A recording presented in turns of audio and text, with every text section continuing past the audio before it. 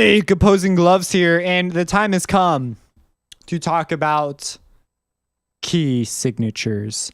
So, what is a key signature? So, at the beginning here, you can drop a key signature. So, well, let's back it up. So with your scales, you've noticed that like the B flat scale, for example, always has 2 flats. You notice that the A major scale always has 3 sharps. You notice these things and you say, well, why do I want to write sharps over and over and over and over? And guess what? The musicians were wondering the same thing because they're going, why do they clutter up my music with all these sharps? I know that every C is going to be sharp. Wouldn't it be easier to just say which C is not sharp, like a C natural? And so they came up with this thing called the key signature. So when we introduce a scale, these are time signatures, key signatures. When we introduce a scale, we are introducing a important note. So it's important to keep that in mind because it'll come into play when we get into other scales that are not major scales. Major scales are easy because the most important note is the note that the major scale is named after. So in D major, D is the most important. In F major, F is the most important. And A sharp is the most important, but you wouldn't use A sharp, you'd use B flat. So let's talk about this. So let's say we're working in G. Well, here, and you see it tells you the minor scale, the relative minor, if you hover over it. I did not know that, but you don't really need to know that. You will know this from your composition. So we could drop this on here and you see it adds a sharp at the beginning of all of our staves. And so now when we write out our G major scale, it's really easy. We can just write out the key signature and now are all Fs, even Fs that are down here, they're all assumed to be sharp. So they're all F sharp now. So if we go G,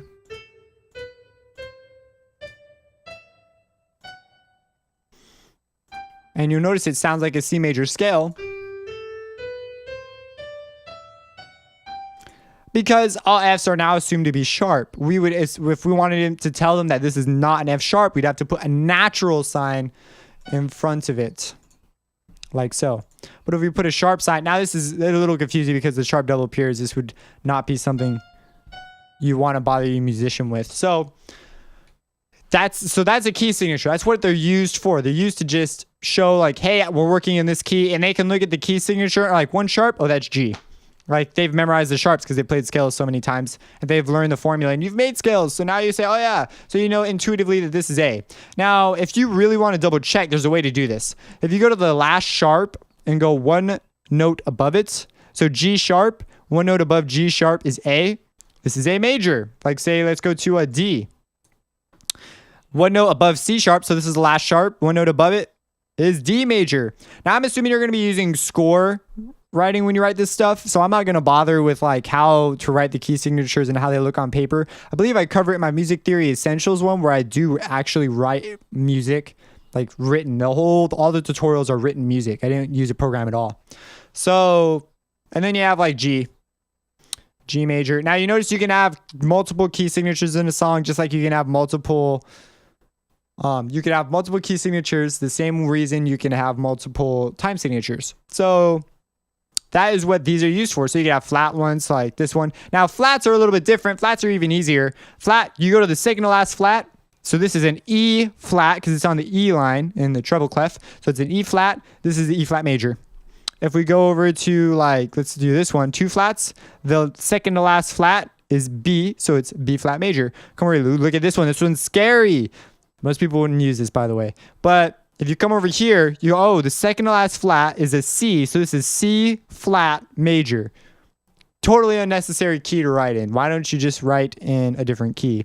What is it? C flat would be the same thing as B natural. So you'd write in B natural. Why would you ever write in C flat major? So let's hear about this one. Oh, second to last flat. This is an, I'm thinking bass. I was going to say this was an F. This is a D in treble clef. After I say I think in treble, now I start thinking in bass clef. What the heck? So we have D flat major. On the sharp here, let's look at this one. The last sharp is A, and we go up 1 note. So this is B major. This is just B major. Now the thing about flats, so the flat ones are always referred to, as you can see, as flat. So this is like C flat, G flat, B flat. This one's just called F. This is one you just have to memorize. So there's a couple you have to memorize. 1 sharp, I guess you don't need to worry about 1 sharp. 1 flat is always going to be just F. You just have to memorize F. So if 1 flat is F, so one flat's F, and then one no sharps or flats is C major. All white keys, C major. So those are usually pretty easy to remember. So yeah. Now, again, if it's a flat key, except with the exception of F, it's called flat. So it's like it's E flat major or A flat major. But in sharp keys, it's just A, unless you have a weird sharp key like A sharp, that's weird. But here, like for example, G sharp, because if you think about it, the next note after any sharp will always be a natural. So it's always going to be a natural name. So people will call E flat or B flat because it's literally on a flat key. But you can't do that with sharp unless you've got like a weird sharp. So we have G sharp. And so the note after G sharp is A. So this is A major. It's just A major. Don't say A sharp major. You will be wrong. So yeah, that's key signatures. Really handy, super duper useful. Now, again, just because someone has a key signature does not mean they're working in a major scale. They could be working in like a minor scale, as you saw. They could be working in like, for example, let's say they're working in C, which is nothing. So they're working in C, but they could secretly be writing in A minor. Or they could be writing in some weird mode. Like you can't tell it from the key signature alone what their tonal center is, which is what the scales are for. And we'll talk about, more about minor scales and stuff coming up. So that's just something you need to know. So key signature is super duper useful. If you have any questions, let me know. Subscribe and have a blessed day.